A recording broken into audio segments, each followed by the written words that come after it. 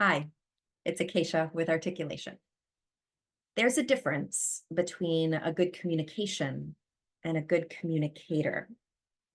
Learning what makes a communication good is really important. And there are thousands of books and blog posts and TikTok videos and Harvard Business Review articles that speak to what makes for a good presentation. But that's really only part of the story. If you want to become a good communicator, there are other things that you need to know and understand. It's like knowing all the names of the stars in the galaxy or the constellations in the sky. It's a really great start. But unless you understand how those things are connected, you'll never be a great astronomer. At Articulation, our passion is empowering leaders to deliver consequential communications. Let me say it again.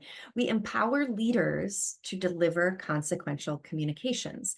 For us, the person comes before the communication. And we have spent decades building our understanding of what it really takes for a leader to become a great speaker, no matter what communication challenge they might be facing. So, we want to introduce you to 6 threshold concepts.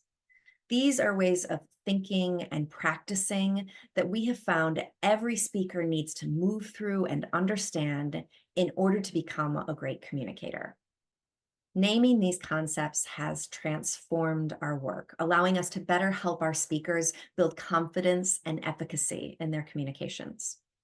Now, some of these concepts, while they might feel sticky, they might be a little uncomfortable, they might even seem problematic, but they are also transformative and they will change the way you think and the way you behave in your communications. We hope you'll follow along over the next few months. You're going to see videos like this one, blog posts, lots of stories, and even quick tips that can help you wrestle with these threshold concepts for yourself.